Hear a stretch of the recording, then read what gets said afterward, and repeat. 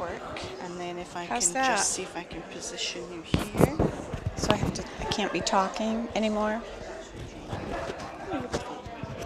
Right, see if you can do a test, test, test. Test, test, test. Yeah? Maybe a little Okay.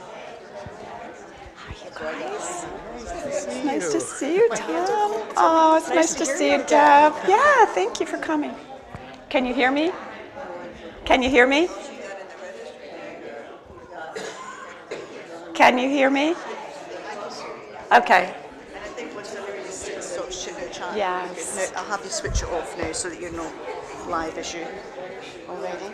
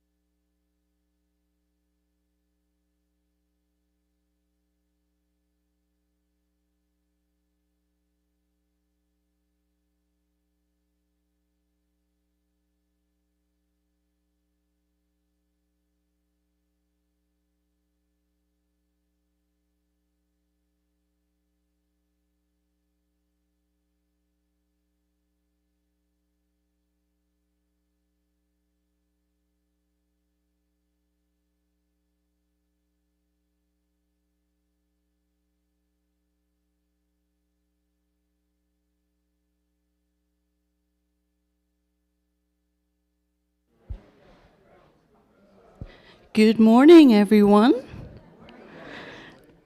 Good morning and welcome to Moravian Hall Square and to our Eventful Living programme, Why Bees Matter and Why They Matter Now More Than Ever. So a very important topic for all of us, as we are probably aware, that's why you're here. So you're going to have a lot of information today. And it's a beautiful day, so the bees are all out there busy working while we're here chilling and learning how to take better care of them. So just a couple of housekeeping things before we start. If I can let you know that the restrooms, the gents is carry corner to this door here. The ladies is just on the right, past the elevator, and on the left. If you need to get up for any reason and leave the room, can I ask that you do it from that back door on the side, just to avoid, this door will be closed, just to avoid any interruption in the programme. And one other thing, most important of all, if I can have you silence your cell phones. We all know that the one who has their phone ringing is the person that never recognises that it's their phone that's ringing. We've all sat there listening to the ring ting ting, and it's the person's. And of course, you'll all know when my phone rings, because mine is a Scottish tune. Can you guess why? Alrighty, so this morning we are fortunate to have with us Sharon Jones-Zondag, who is a Northampton Community College resident beekeeper, and she's a fourth generation beak. Growing up with bees, it wasn't until 2010 that she began pursuing a long desire to keep bees herself. Her bee education includes Penn State classes through the Lehigh Valley Beekeepers Association, which was founded in 2021, and she is a lifetime member there. Her beekeeping program with the University of Montana, having completed the apprentice and the journeyman levels of education and training. Her father is in his 6th decade of beekeeping, and at a mere 94 and a half, continues to be her number one mentor. Every beekeeper needs one. A long-time retail executive at Piercing Pagoda, Sharon spent 7 years in the advancement department at Northampton Community College in her second career, where she still serves as the resident beekeeper. She is currently executive director of the Bethlehem-based R.K. Laros Foundation and president of SJZ Consulting, LLC. So please put your hands together in warm welcome for Sharon Zondag. Thank you.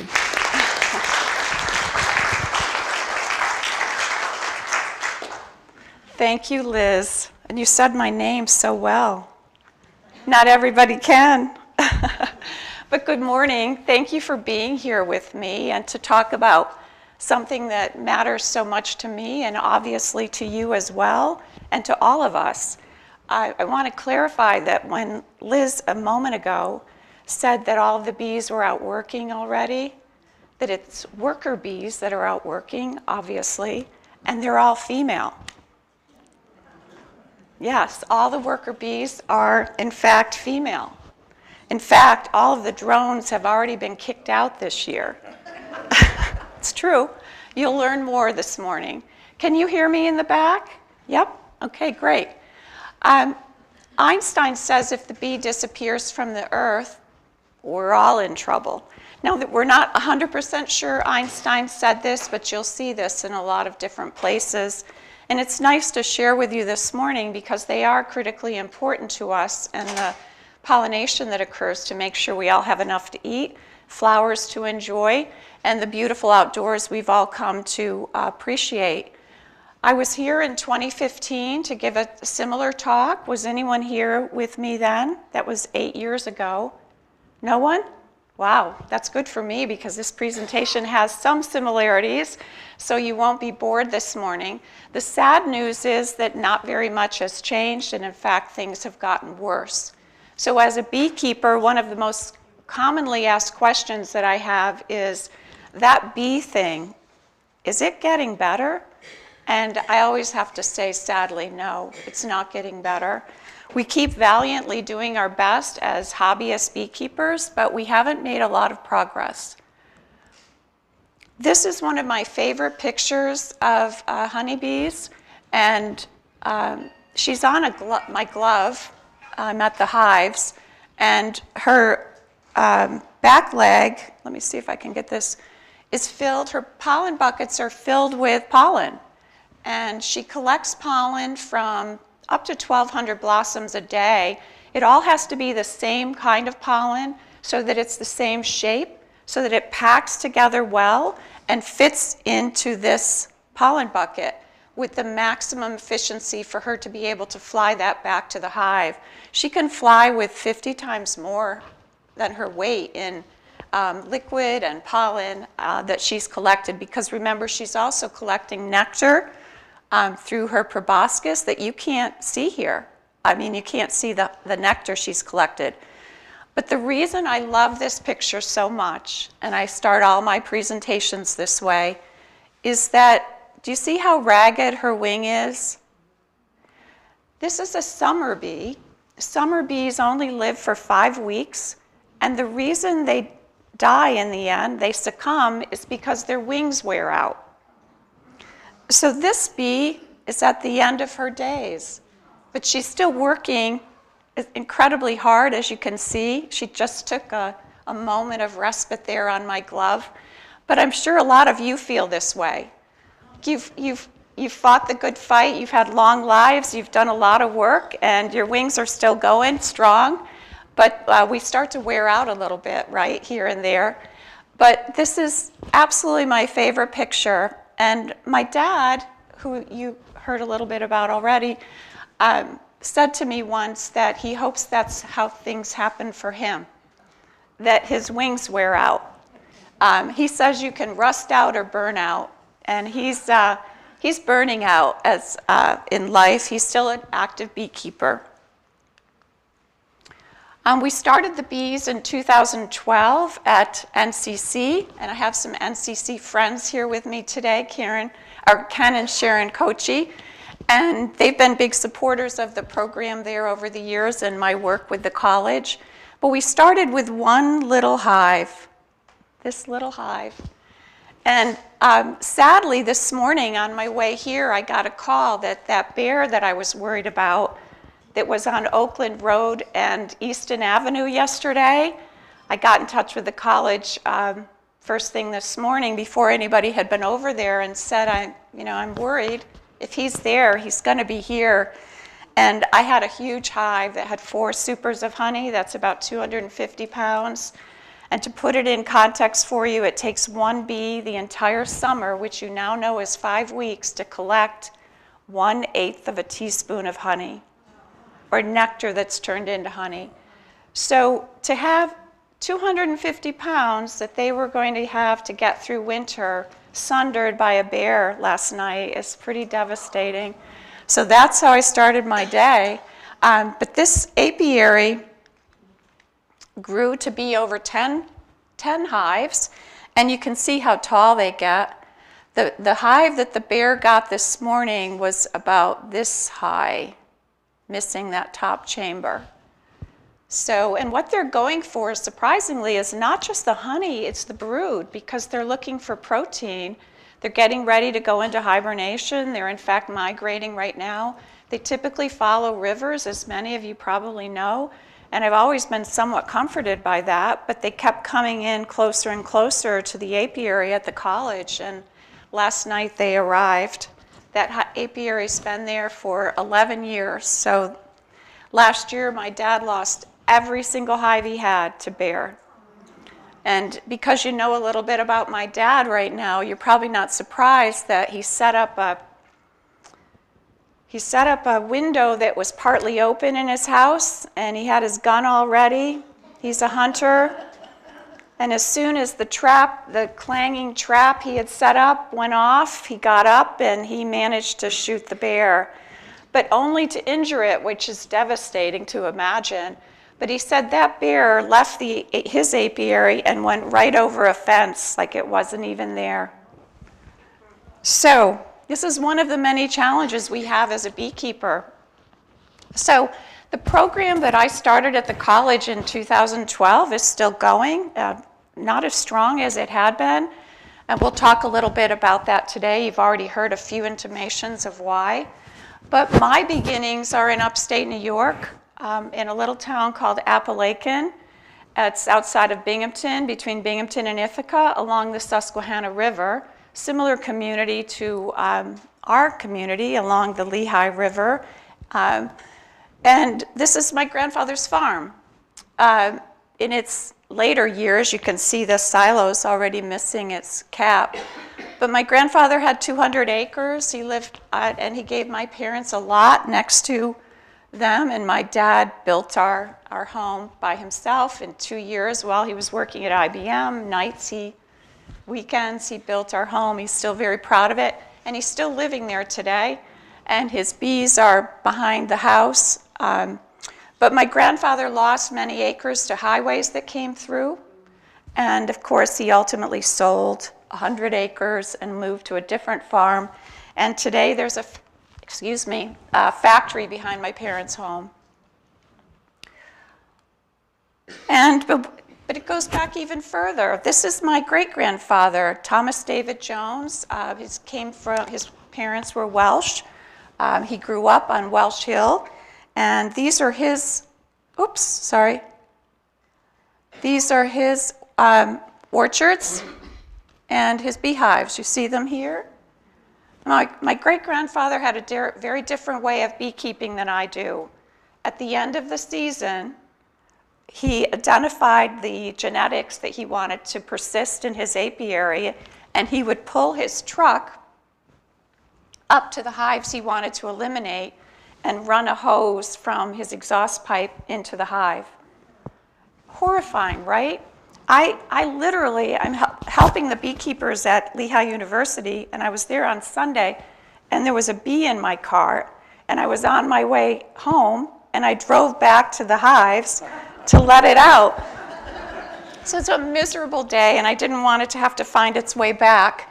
And my great-grandfather was eliminating entire hives with car exhaust. So we've come a long way. Not so far in other ways, but in some ways, yes. Look at all the hives he has. It must be 15 hives there. My dad learned beekeeping from Thomas David. My father is, this is my dad here, Thomas Rowland, and my grandfather, John Reese. All Joneses. And I think this is during World War I. Do you see the cross in the window? I did a little research, and during World War I, if you made a donation to the Red Cross, you got that sign to put in your window. So I think this is World War I. My grandfather hated beekeeping. He hated it. But I wonder why he didn't put his jacket on. Do you see? Maybe things would have gone better for him if he... My dad speculates that when he worked in the livestock barn and then he went to work on the bees didn't like that.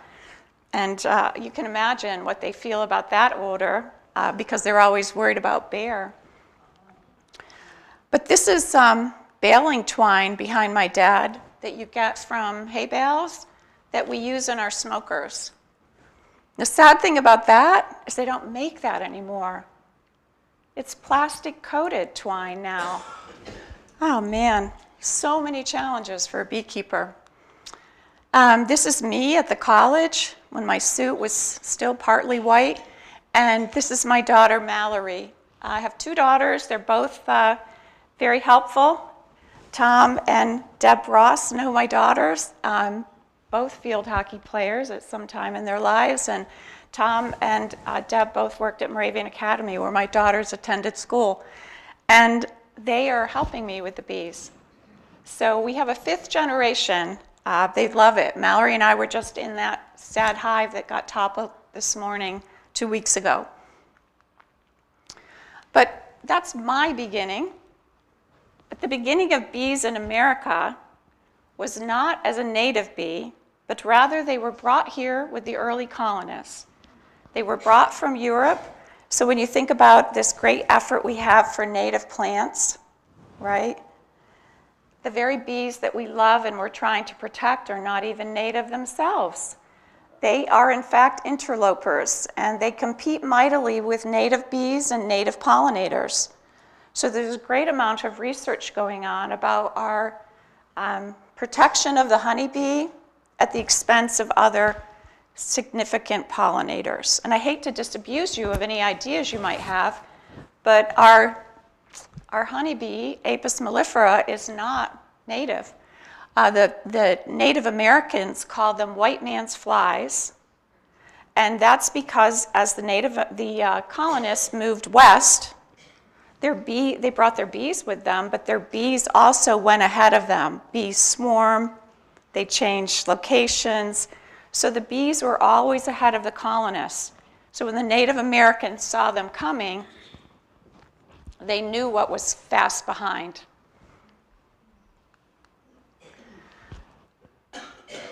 The bees that were imported were Italian, Carniolan, and Caucasian honeybees. There's also a Russian honeybee that we have now. And unbelievably, you cannot make this stuff up. The Italian honeybee is the most wonderful to work with. They're relaxed, they're calm, you might not even need a smoker. They don't produce as much honey, but they're great. You just love Italians. If you have Russian honeybees, which were not imported early on, but we have now, they're aggressive, they're angry, you better have your suit, you better have your smoker, you better be loaded for bear, and they produce a ton of honey. So how do you decide, right, what you want? But you cannot make up these characteristics, right? When we think about Italy, we think about Prosecco and leaning back in the sun and having a great time and maybe not worrying about work so much. But each bee has its very own characteristics. And throughout time, if you have hives for a long time, of course, there's interbreeding that goes on. So you have hybridization. But when you buy bees, you ask specifically for a type of bee, Italian, Russian, Caucasian, what you're looking for. But the modern beehive, as we know it today, did not exist until the middle of the 19th century with Reverend Langstroth. He discovered something called the bee space. It's 3/8 of an inch, and a bee cannot tolerate more space than 3/8 of an inch. If it exists, they fill it in with comb. They fill it in with what I call bee spackle, which is a resin that they use, propolis. He developed a system that's like a filing cabinet with the frames and the boxes you're familiar with, and that allowed you to be able to take honey without destroying the comb, which is a very big improvement. This is what it looks like inside the hive with those frames, and this is a hive that's open. So you can see the great utility of being able to pull this all apart. And there's a top view. And I do want to say, Tom, you may have taken some of these pictures. I have to give you credit. I don't have it noted here, but you took such great pictures over the years that there may be some here that are yours. But this is a beekeeper's dream, to open a hive and see this. Happy moment, so much activity.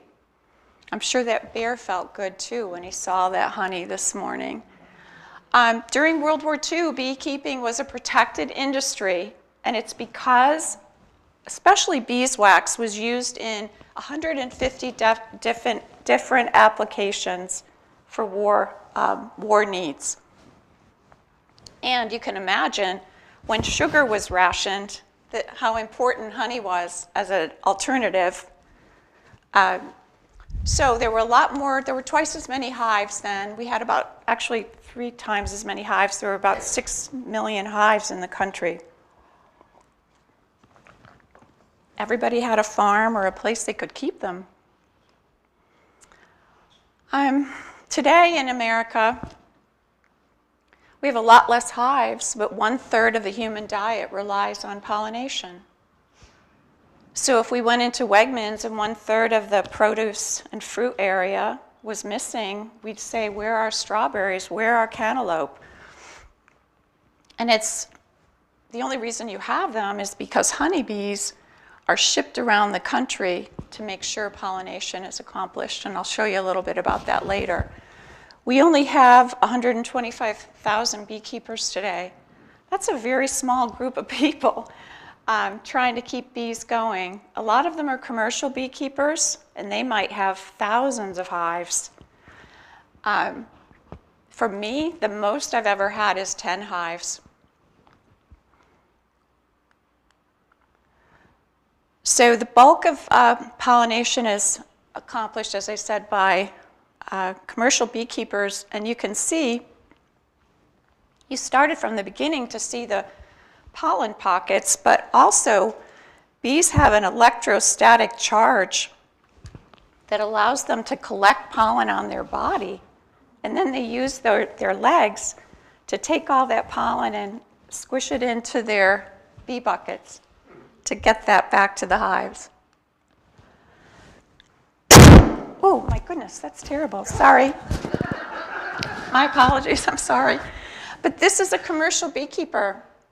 This is why they have to have thousands of hives, because they truck them starting in California in March to the almond groves, and then they follow the crops all around the country. But can you imagine the bees being squashed into these environments for the trip? And then it's covered here so they can't fly away. A big truck like this went overboard in Delaware a few years ago, and they put out a call for beekeepers in the tri-state area to rush there to try to gather as many bees as they could. It happened on an off-ramp. But this is a small shot of the almond groves in California. So the bees get out there at the beginning of March, and they'll be there for 4 weeks or more. And it's not a good situation for the honeybees, because it's like you going to McDonald's every day. Just having one type of food to eat without the diversity of the diet that they like to have is very hard on them. The bees are plopped down into the groves. This is several beehives together. There's the bees, the almonds in blossom. So next time you eat an almond, I hope you think about this. Most of the almonds in the world are produced right here in California. I think it's a $4 billion crop. You can see 800,000 acres, 90 million almond trees that need to be pollinated. But here's a list of all of the things that the bees run around the country and pollinate for us every year. It's quite a list. And here's the metrics of what it takes to make that happen. 31 billion honeybees make the trip each year. 80 billion by the end of the season, because of course our queen bees are laying 1,200 eggs a day. So that keeps happening even while they're migrating. And they continue to increase their numbers, which of course the beekeepers like. They pollinate up to 1,200 blossoms a day. 70 billion almonds are produced. And 50 to 80% of the world's supply is produced right in California. Unfortunately, if you're not trucking bees around, you're doing it by hand. And back in like 2012, I felt very comforted that that wasn't happening in America yet. I thought, this is China, this is the Sichuan Valley. Thought, well, that's China, that's not here. And then I went to speak at a food conference, and I did a table conversation afterwards. And someone at my table was from Palmer. She was a farmer from Palmer, and she was already hand pollinating her pumpkins. And you go around with a bucket of pollen and a paintbrush, and you pollinate all the individual blossoms. There's the paintbrush. You can see. Has anyone ever seen that happening anywhere? I hope you never do. But and I didn't say this to you, but I call the honeybee the smallest migrant worker in America. You know, they hit the road for us every March. And at the end of the season, right about now, most of them are being trucked to Montana. Montana has a big commercial beekeeping enterprise, and I think that's why the University of Montana has such a robust beekeeping program. There was a film called More Than Honey. Have any of you seen it on Amazon?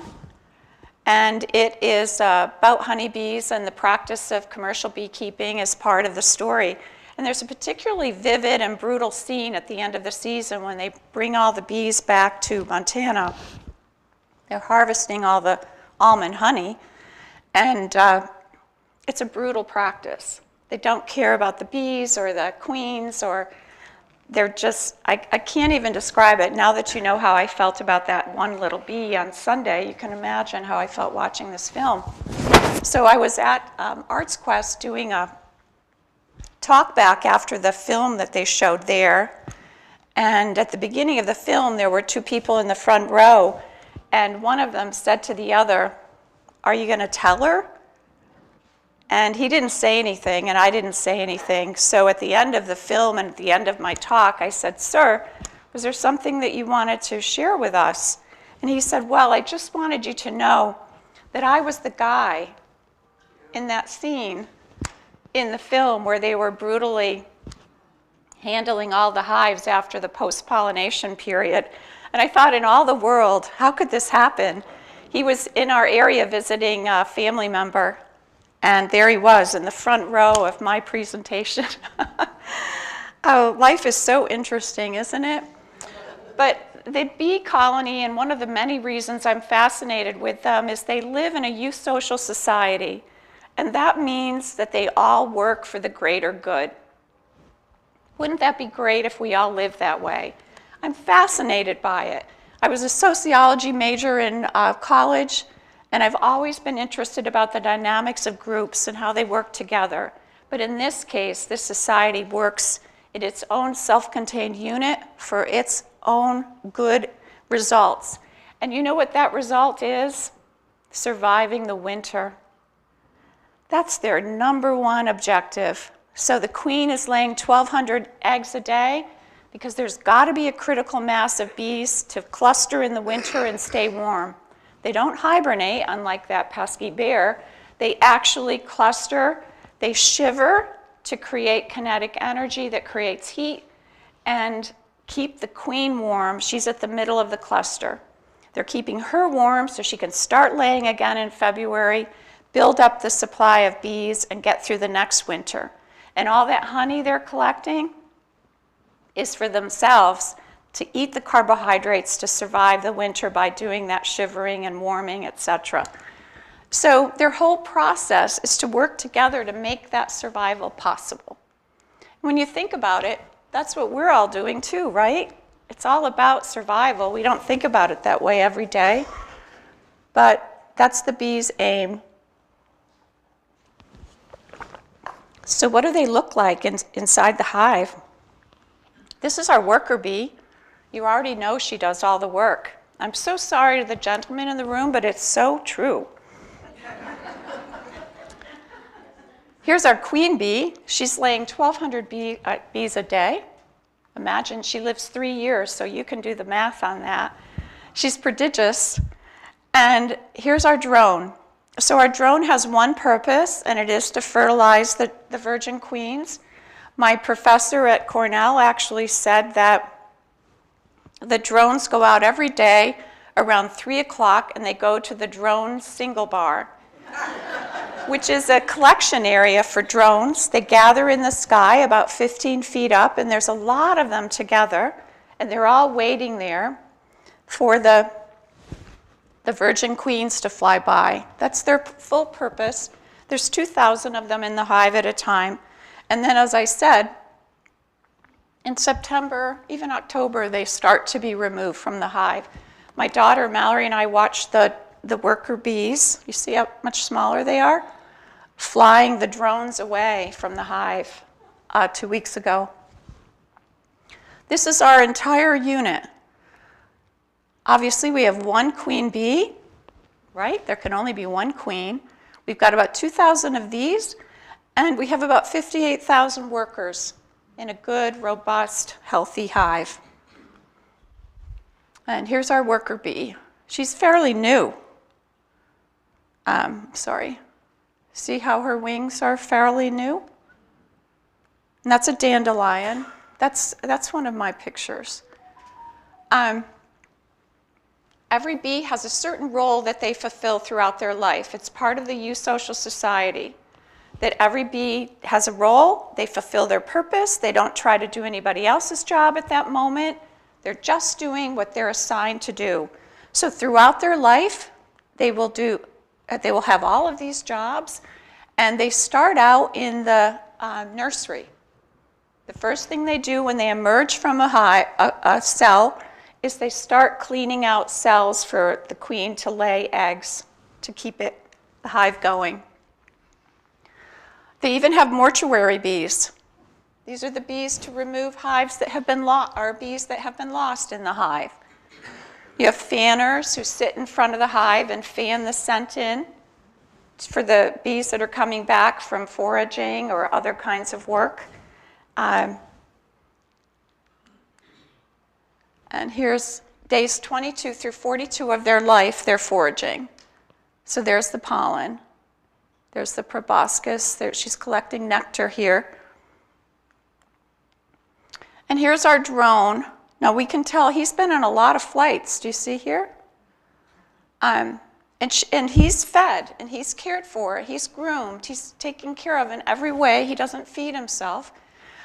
You know that saying, droning on and on, which you may be thinking I'm doing now after 35 minutes. But that saying comes from our drones here because they make a noise to be fed. Honestly. But he's had a lot of flights here, unsuccessful flights. But we have up to 2,000 at a time. Our queen will lay 20,000 of them in a season. They live up to 90 days in the summer until they're summarily ejected. And this is a mating picture. They mate on the fly. And our queen will mate with several drones in order to have genetic diversity for the hive, because she'll never leave the hive again. She gets that one time out, and God willing, she gets back. She doesn't get eaten or lose her way or disappear for some reason, because the whole future of our hive depends on this queen coming back, ready to start laying. So their mating flights are about an hour long. They go up to 3 miles away from the hive. And the drone congregation area, I mentioned to you earlier, is in the air. And of course, they die after the mating is completed. And here's our queen. She's much bigger, but remember her wings are smaller because she's only going to make one flight, hopefully, if she's lucky. She doesn't have to make multiple flights. So she doesn't have to have bigger wings. And they're never going to wear out. Here's a great picture of a queen. It's always a great day when you see a queen. I don't specifically look for her, but when I see her, it's a great experience. And if you buy a queen, you can buy queens from producers. They're marked. And each color, it denotes a certain year. So that green might be 2015. And there's about 10 colors, and then they'll change again. And I didn't mention, but the slide includes this information. If the hive has an old queen, the hive starts to sense that she's not producing the way she should. There's a certain number of eggs they're expecting, a certain number of productivity. Sound familiar, ladies, right?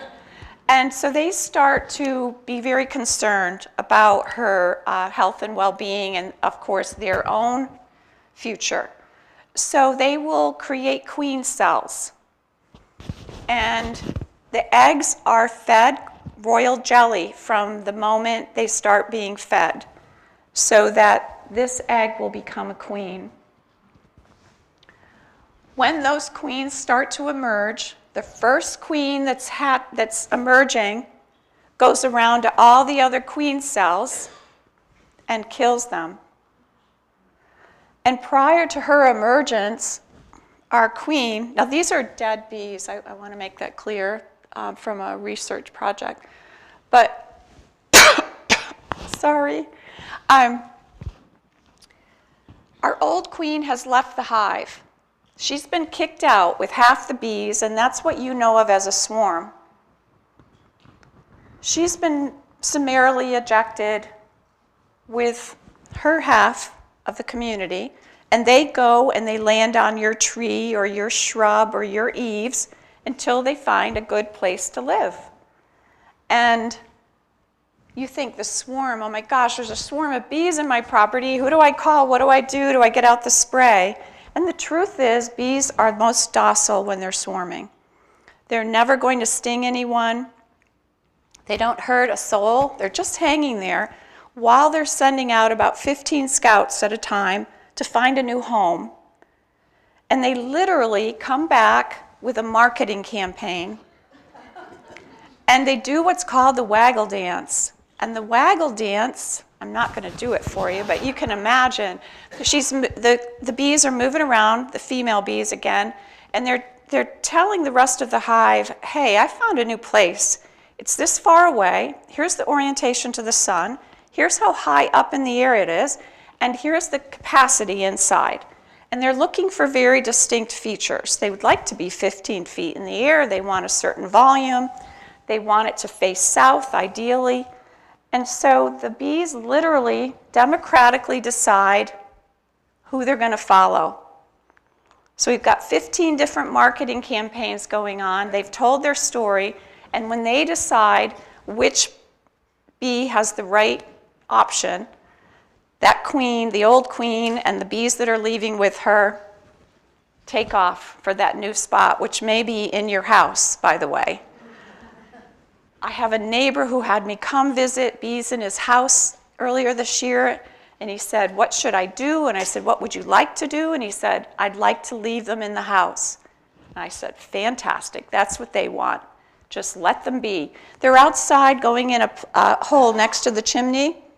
They're not hurting anything. They're between the, oh, what do you call them? Help me. The studs? They're between the studs. And when they do that, they can build comb that's 15 feet long. And they just stay there. They're happy, they're comfortable, they're out of the elements. I think, why not? So he's going to do that. He's going to leave them there.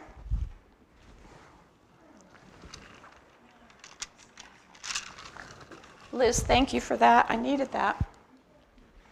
And this is the sweet reward at the end of the season, honey. But I don't extract honey anymore. And you're not surprised, probably, because I've told you how I feel about the effort they put into collecting honey to survive the winter. But this is fall honey. See how dark it is? Goldenrod and aster. And this is spring honey. That's all the tree blossoms, the dandelions, all the early spring blossoms. So it's light. It's what most people love, right? But this has actually supposedly got more antioxidants in it, the dark honey. It's bolder flavor. So if you ever see that, you can try it. I still have honey left at home from my last extractions. I was supposed to bring some today in case anybody wanted to buy any, but I forgot it. So if anyone wants any, you can let Liz know and I'll send it up so that you have it. It's $10 a bottle, but I'm not going to be extracting anymore. So this is it. I have a couple cases left. Here's what my honey looks like. We have 125 million pounds of honey in the US that's extracted annually, but over 300 million pounds of honey is consumed. So 2/3 of what you're eating is actually imported. And sadly, particularly if you're buying it off the shelf in a grocery store, a lot of it's coming from China. And China does something that the USDA would prefer they didn't. They heat their honey, and when they heat their honey, they destroy the pollen fingerprints that are in the honey. And the pollen tells us where it was harvested from. Well, there are certain parts of the globe that the US would prefer that we're not bringing honey into the United States from. But once those pollen fingerprints are gone, you can't tell where it's from. You don't know if it's from the Sichuan Valley, and maybe it's being imported through Greece, but it's really coming from another destination.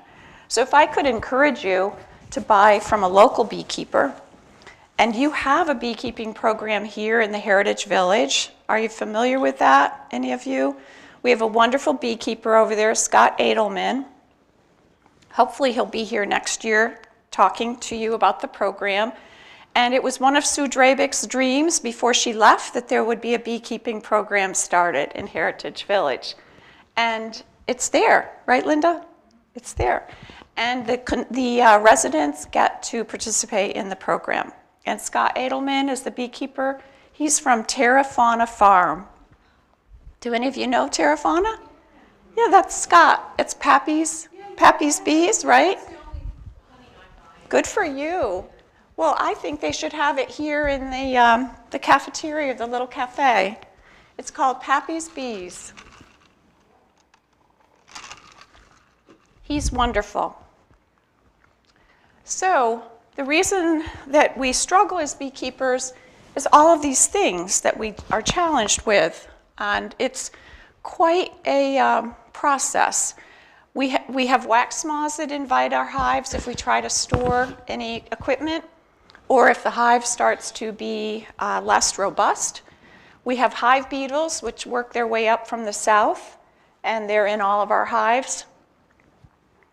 We have parasites known as Varroa destructor that came to the United States in 1987 from China, and I treat every year for Varroa with oxalic acid. Do you know what oxalic acid is? It's a wood bleach, and I vaporize it in the hive. And it doesn't hurt the bees, it doesn't hurt the honey, and the hive beetles drop right off the bees. I'll be doing that in December, if there are any hives left, because we need those bees to go through winter without parasites on them. They can have up to 5 mites on them at a time. And then other disease vector off of the pest.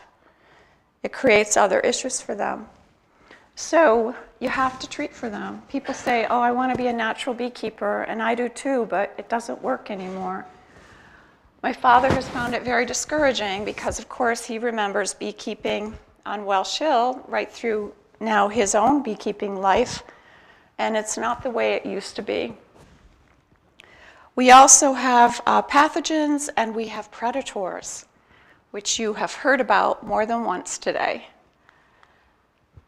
Colony collapse disorder, we lose between 1/3 and 1/2 of our bees every year. And that hasn't changed. In Pennsylvania last year, it was 48%. It's always 48%. It never changes unless it gets worse. So if you have 2 hives, you might end up with 1. So I always encourage people to start with 2 hives and hope you end up with 1. This is one of my hives collapsed at the end of winter. You open it up at the end of winter. Here's our cluster. And they ran out of food. They cluster in the shape of a football, and they move up the hive like a chimney. So if they're between the studs of that house we talked about, they're able to move up, right? So in our beehive, we stack it up so they can move up over the winter. And they got to a spot where there was nowhere else to go, and they won't move left or right. So you might find them gone with honey on both sides. But that's why you have to leave them as much honey as you can to give them the best chance. This is heartbreaking when you open a hive and see that. Neonicotinoids, I never say that right. I'll never say it right. Let's just call them neocons. Can anybody say it? Oh man, I've said it so many times. I think it's part of getting older. I just can't say it. Neocotinoid, something like that. Much better. Thank you. So what is it? It's a seed coating, and it's a pesticide, but they coat seeds with it. And so it ends up in the life of the plant, in the root system, in the plant stem, in the blossom, the pollen. Everything that a bee is going to come in contact with ends up having this pesticide in it. It's been banned in France. We have not been successful in America.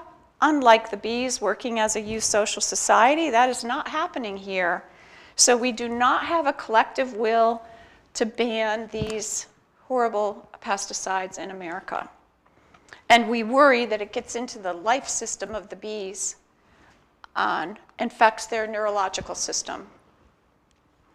So I was in Amsterdam a few years ago. My husband's Dutch. And I looked up, and look what I saw up there. Those are beehives. Can you imagine? How do they even get up there to take care of them? I'm fascinated with that. But urban beekeeping has become quite an exercise. People have determined to do their part to save the bees.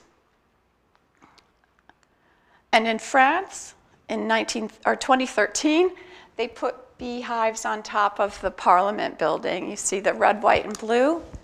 And they've added a lot more bees in other historic sites throughout the city. Here we are in New York City. There's Freedom Tower over there. And these are the Beekeepers Association's local, in case you're interested. I belong to the Lehigh Valley Beekeepers Association, founded in 1921, so it's 100 plus years. I'm a lifetime member there. There's usually about 100 members.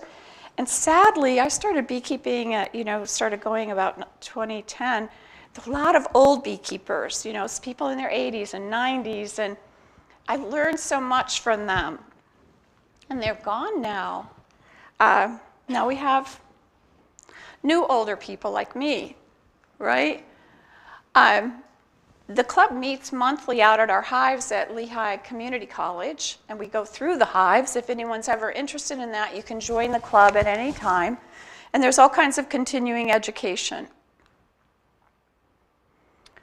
This is an inspection out there. These are some of my students at the college. I used to teach beekeeping every spring and every fall for a one-day class, and I haven't done that for a year now. But I turned out about, I don't know, I guess 30 new beekeepers a year, or potential new beekeepers. So these are the things you can do to make a difference in a bee's life with planting flowers and being aware of your community. Senator Casey, who was our senator at the time I put this slide together, has bees himself. And I'm sorry I didn't update that day for you, but National Honeybee Day is always the third Saturday in August.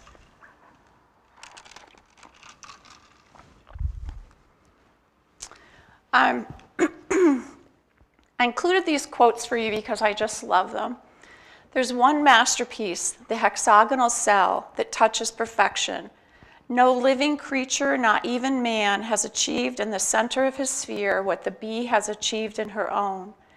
And were someone from another world to descend and ask of the earth the most perfect creation of the logic of life, we would offer the humble comb of the honey. That hexagonal shape is the most efficient shape for maximizing storage of nectar that becomes honey and pollen. The second quote for you, that's Maurice Maeterlinck, who's an important man in beekeeping lore. That's from The Life of the Bee in 1924. And Leonardo da Vinci said, "The men of experiment are like the ant. They only collect and use. But the bee gathers its materials from the flowers of the garden of the field and transforms and digests it by a power of his own." And what he didn't say, but is equally as important, is while the bee is doing that, it's also pollinating the flower to create the beauty of and the majesty of the fruits and vegetables and everything about the natural world that we've come to enjoy is made possible by that effort. I wish he'd mentioned that, but perhaps they didn't even realize that at the time. And this is what we prepare for. This is winter over at the college. The beehives are over here. You can see them here. And so the bees are preparing all summer for that, to get through that. And typically, I always parked at the college and hiked over there to be able to shovel them out, to make sure they had good ventilation, because we've gotten a lot of snow in years past. But see, this is what it looks like when they get buried. And if the enemy of bees in the winter is the humidity that's created by their effort in creating kinetic energy and heat through that energy, and that creates a humidity that if it condenses and falls back on them, then they get chilled, they perish. So I always tried to keep them dug out. So back to my favorite bee, and you've been on a journey with her. You've understood her, the evolution of her life. You've understood her journey out west on our behalf and all over the country to the northwest and all the way back east, stopping in Texas on the way for melons and blueberries in Maine. And you've understood the challenges of the worker bee specifically, and our queen bee, of course. We depend mightily on her. But I'm fascinated with the worker bee. I just relate to her. You know, when people are accused of anthropomorphizing, you know, they identify with the bee and a creature, and they give them characteristics of a human. And when you do a scientific study, you can be accused of not having serious research if you insert any innuendo in this regard. But I think, wouldn't we all be better off if we did more of that? If we related more to the creatures in our life. And see how she even has pollen all over her that she hasn't gotten into her bucket? And then I think we have one more picture. I took this in Europe when I was there with my husband, and look at how ragged this wing is. And she's still going. And we are too, right? So thank you very much for your kind attention. I really appreciate it. And if you have any questions, I'd be happy to answer them. Okay, now if you have a question, if you wait for me to bring the microphone so that we can all get the benefit of your question.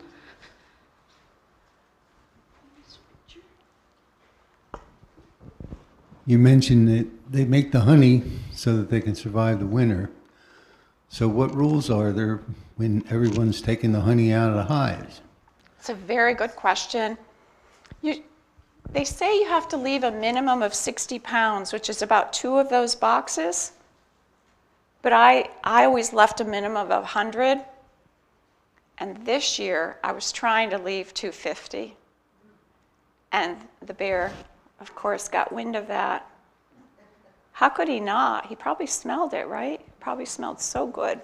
So minimum 60. Yeah, I had a beekeeper once say to me, I don't understand what we're doing wrong. You know, we pull honey every year and we leave 30 pounds for the bees. I don't understand why they're not making it. I said, well, how many pounds are you taking? Oh, 150, you know. Oh my goodness. It's just, it's too much. Yes? The question I would have, working in the medical field, they use the manuka honey for a lot of medicinal purposes. Yes, yes. Where does that come from? It comes from us. Sharon, can I ask you to repeat Oh, that question? I'm so sorry. Manuka honey, she works in the medical field. She's heard of it having medicinal properties. And where's it from? How is it used? It's from Australia or New Zealand, actually, I think. It's a very specific place. And it does have healthful properties, and people value it very much if they can find it. So, yeah. And I didn't mention to you, but my dad, you know, is almost 95. He has no health issues at all, not one. He hasn't had hip surgery like I've had to repair a tendon that detached from the pelvis. He hasn't had any shoulder issues, nothing. So he often has said to me in the winter when it's about February, I can't wait to open the hives so I can get stung, because he doesn't wear gloves. He doesn't wear a suit. He gets stung hundreds of times, and he believes that it is why he doesn't have arthritis, because he starts to feel it in February, and you've got to get out there and start working with the bees. So when you get stung, as a medical person, you know healing endorphins are rushing to that site. And of course, when you're working with your hands, you're getting stung everywhere. And he believes that's why he's never had any issues. How do we know? It could just be good genes. Yeah. I don't Another know. question here? Is the survival rate of hives in the south higher? No. No, because we're all dealing with the same pathogens and infestations. Lack of forage is a huge problem. And in fact, I'm helping the beekeepers at Lehigh, as I mentioned.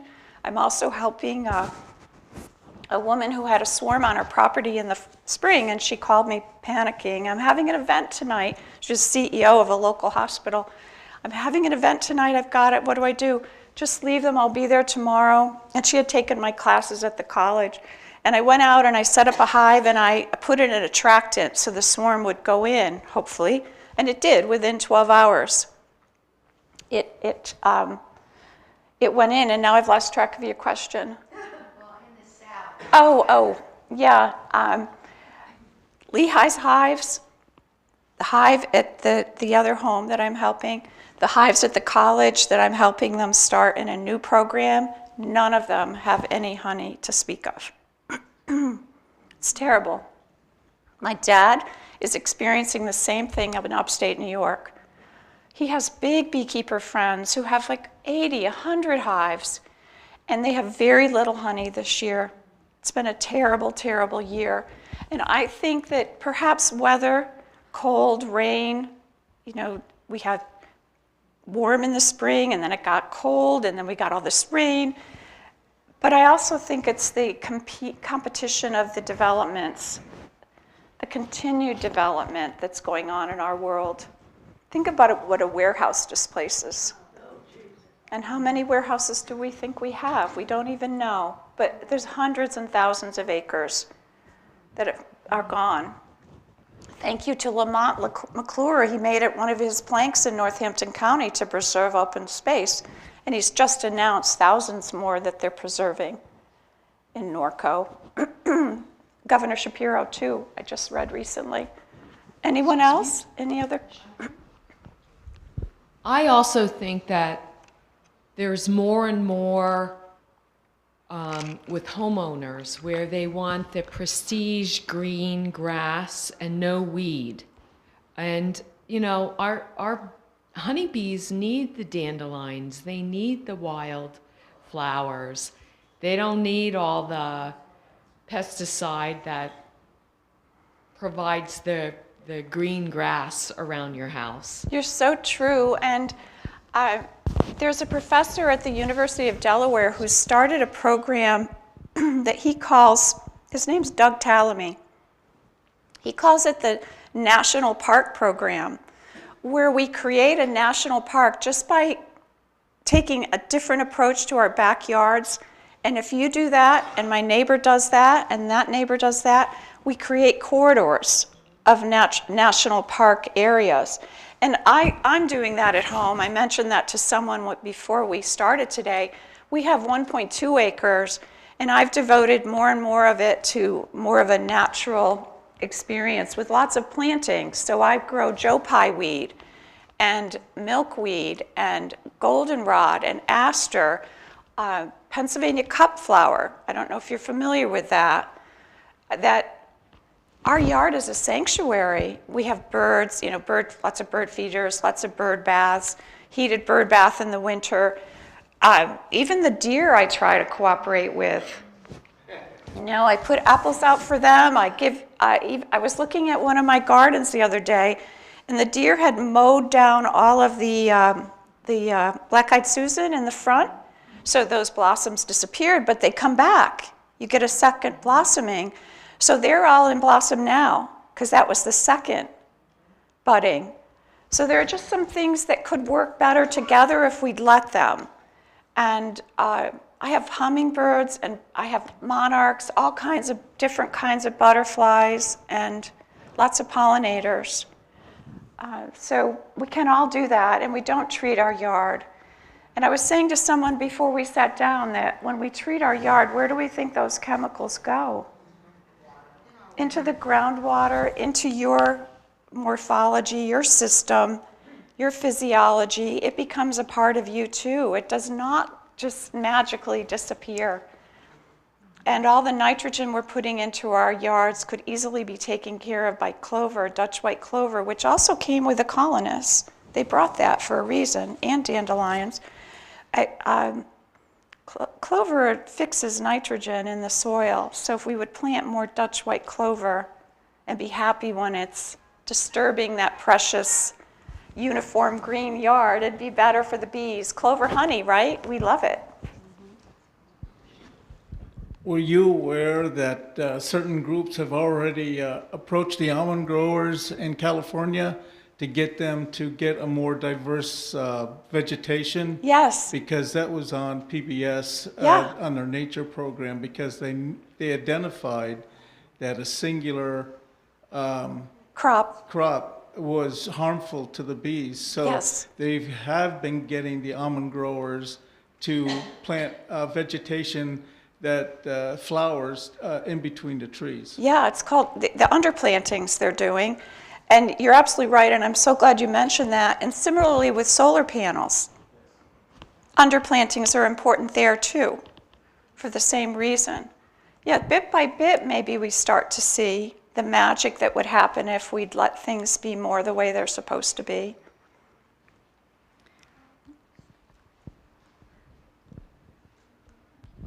If we have a small yard, what Right. do you recommend we can do to help the bees? A small yard? Yeah. Oh my goodness, you could stop treating if you're treating.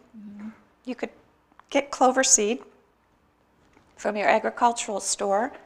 You mix it with sand to broadcast it, because it's so tiny. You can actually overseed with Dutch white clover.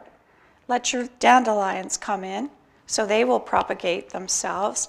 You can plant pots filled with things that bees love.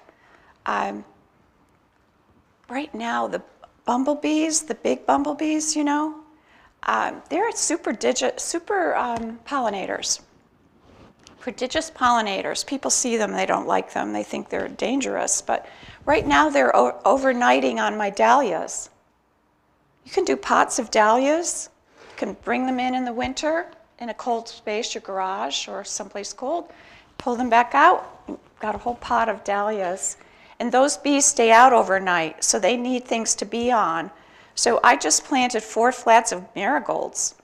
You think, why bother? We're going to have a frost in 2 weeks, but I've got them in pots and things I can put towels over overnight. And the bees are all over that too. Yeah. I just had a monarch there last week, and I wanted to say, you need to get going. It's time. Also, will you be teaching again? When will I be teaching? I'm not sure. I don't know, but thank you for asking.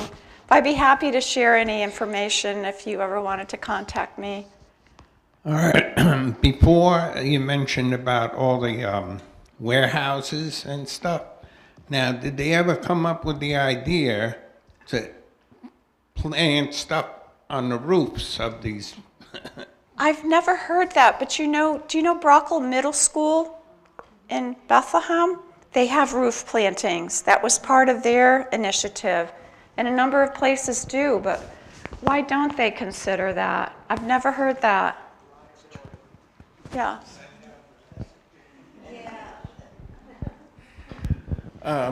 In large cities and urban areas, they've already been doing this, planting on the roofs.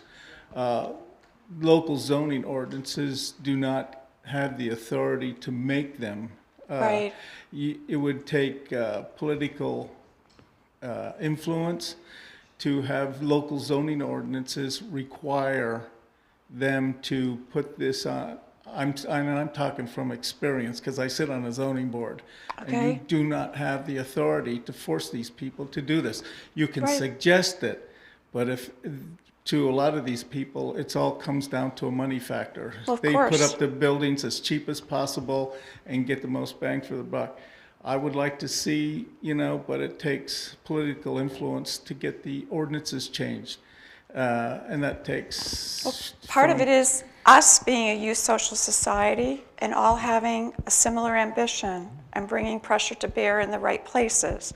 So in Bethlehem, I have a great sadness for the number of trees we've lost, and I talked to someone at City Hall recently about it, and they actually have built into developers' contracts that they have to plant a certain number of trees when they have a project, which is reassuring because trees are really important to pollinators, right? So how many people here live in Bethlehem? Just a few. Well, I sit on the Bethlehem Water Authority, the board, that manages 23,000 acres that's north of us in Carbon and Monroe County. Can you imagine how happy that makes me? 23,000 empty acres, right? So tomorrow I'm going to be going on a tour, my annual tour up there with the board, to see what's happening. And one of the things that we just did recently, about 3 years ago, we participated in an experimental chestnut planting. So they're doing genetic modification of chestnuts to hopefully have a chestnut tree someday. So there is will in some places, scientists, researchers, people that are willing to be part of projects, and we're part of a nationwide research project to bring the chestnut back. And I'm the proud owner of 2 ash trees on my property that I managed to save. I treat them every year. It takes up a treatment into the tree that destroys the borer. And I look at those ash trees every day. I have 2 mature, and I have a baby ash that's twice as tall as I am now. It's just thrilling, right? These are the kinds of things you can do in your own property. So take a look at Doug Tallamy. He's got a lot more to say about this and from a more educated point of view than myself. So thank you, Liz. Okay, thank you. Thank you, Sharon, and thank you all for coming out today. I think we've all had a little reality on how things are happening with the bee population and our role in trying to stop that devastation happening any further. So I think we all have a role to play. So again, thank you, Sharon, for coming out today. Thank you all for joining us. Please put your hands together for Sharon Zondag. Thank you. Thank you all. And I would also say that I am currently working on the Eventful Living catalogue for the January through June time frame, and we are hoping to have Scott Edelman, who is our bee guide up at Heritage Village. We are hoping to have him come and give a little bit of a story about how that was all set up and how that's been managed now. Already, so look for that when the catalogue comes out late in December. Okay, thank you so much for coming out.